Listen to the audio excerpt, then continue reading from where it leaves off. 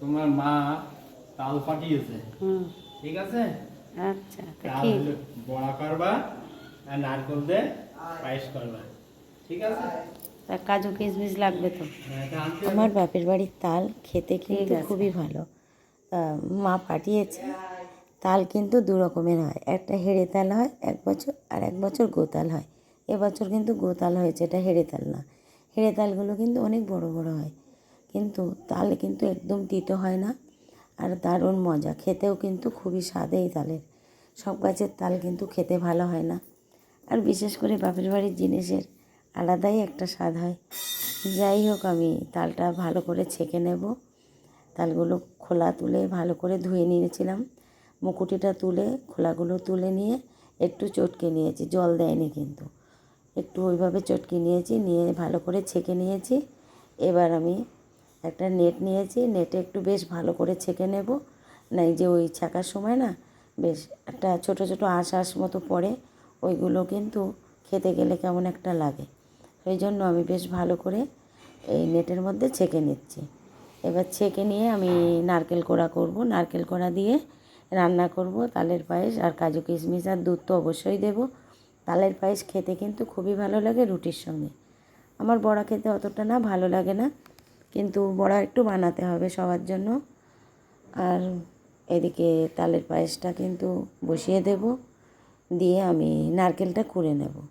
আর তাল কিন্তু অনেকটা সময় জাল দিতে হয়, অল্প জাল দিলে কিন্তু তালের একটা গন্ধ বেরোয়, খেতেও কিন্তু তত ভালো লাগে না।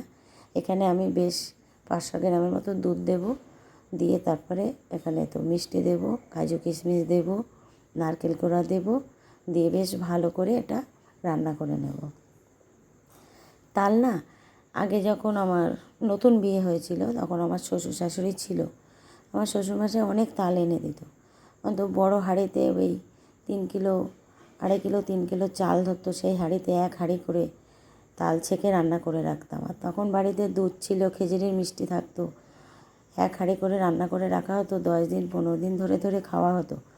আবার বেশ কিছুটা কমে আসলে আবার তার মধ্যে 2-4টে ছেঁকে ছেঁকে দেয়া হতো, দিয়ে রান্না করা হতো। সেই তালের মজাটা আলাদা স্বাদ ছিল, কিন্তু তখন অত খেতে ভালোবাসতাম না, খাওয়ার অত মজাই বুঝতাম না। ছেলে মেয়ে ছোটো ছিল, কোনো কিছু খেতে অত ভালো লাগতো না, সংসারে কাজকর্ম নিয়ে খাওয়ার টাইম হতো না।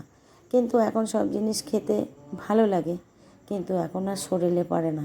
এইসব কাজগুলো করতে এখন অনেক কষ্ট হয়। আগে 10টা তাল এক জায়গায় বসে ছেঁকতাম, কিন্তু কষ্ট হতো না। 10টা নারকেল এক জায়গায় বসে কুটতাম, কষ্ট হতো না। এখন একটা নারকেল কুটতেই কষ্ট হয়ে যাচ্ছে, 2টো তাল ছেঁকতেই কষ্ট হয়ে যাচ্ছে। তার কী করব, একটু না করলে তো খাওয়া হবে না, এগুলো তো করে যেতে হবে। এখনও যতদিন সংসারে থাকতে হবে ততদিন তো একটু খাওয়ার জন্য কিছু বানিয়ে নিতে হবে। এখনকার বৌমারা এসব কাজ করতে চায় না, ওদের এসব ভালোবাসে না, খেতেও ভালোবাসে না, ওরা এসব কাজ করতেও ভালোবাসে না। পরে খাবে কিনা জানি না, যতদিন পারি করার চেষ্টা করব। আর একটু করে ওদের খাওয়াতে হবে, ছেলে মেয়েরা ওরা তো খেতে